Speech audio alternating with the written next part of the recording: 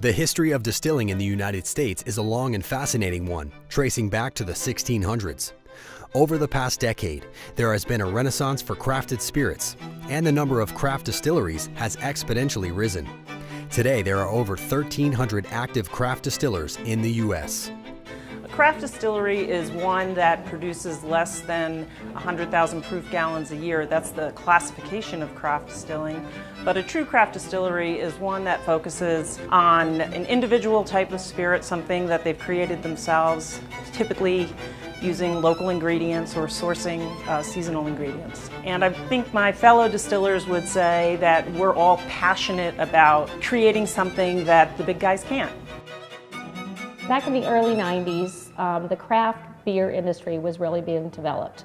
And distilled products were really stagnant at the time, and I believe that people were looking at that craft beer segment and saying this would be excellent for the distilling industry as well. Craft is an interesting adjective, and everybody brings something different to it. Many people look at what ingredients they have around them, what is indigenous to the area. That's what craft distillers have the ability to do versus the big, large industrial brands. But all the passion that goes into how they make it, what the ingredients are, what the aging process is, what the packaging is, all of that is what creates the craft brand.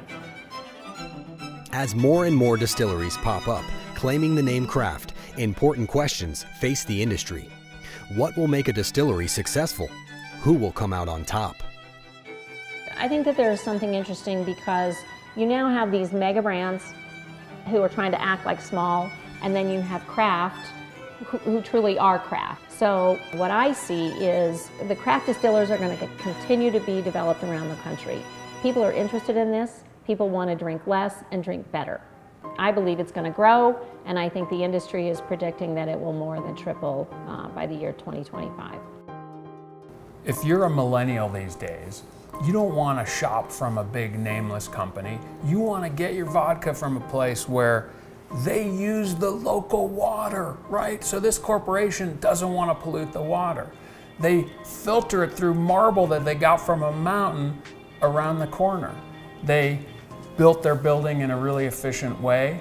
They get grains locally, they know where they came from, and then they give the mash back to farmers. I mean, this is what people care about today. So purely from a business angle, if you wanted to convert people, but also stay in business, you'd do this. It's just obvious, and it's clearly where things are going with this new generation. There's a lot of innovation in the craft distilling movement happening right now, and it's because the little guys are able to make changes much faster and implement changes in mash bills and spirits and production than large companies. And so what we're seeing is a movement of unique spirits entering the market. Doing business in a way that's really built to last durably and honestly requires that we design our business not to take, make, or waste, but as Ray Anderson said, to do no harm and to make money at the advantage not of the planet, but of less alert competitors. Sustainability is at the core of Marble Distilling Company and Distillery Inn. Inspired by the pristine and naturally marble-filtered water of Marble, Colorado, Marble Distilling Company crafts artisan spirits in an environmentally sustainable fashion, serving their customers with joy and dedication. True handcrafted spirits, sustainability, and service lay at the heart of everything Marble Distilling Company does.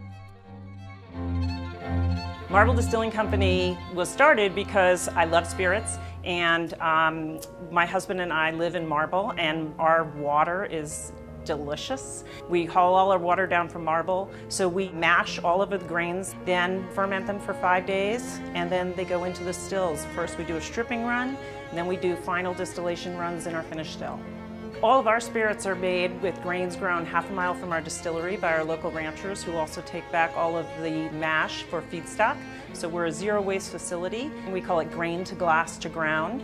In Colorado alone, we have more than 80 craft distillers. Many of our peers are amazing craft distillers that are creating interesting new products that haven't been in the marketplace before. What differentiates Marble Distilling is that we have taken a sustainable approach to producing spirits. Distilleries are notorious energy and water users, but we are using a closed-loop process system where we're saving more than 4 million gallons of water a year and harvesting enough energy to power 20 homes. When we opened, we knew that production would take a while to take off. It's a business that you really have to grow. So we built the first distillery inn above our distillery where guests can come and experience the distillery, and then we like to say sleep with the stills. We are working to be a model of sustainable distilling and willing to share our ideas and hope that other distilleries and or breweries will look at what we're doing and say, there's a way to make a difference, one distillery at a time. Drink sustainably with Marble Distilling Company and create liquid change.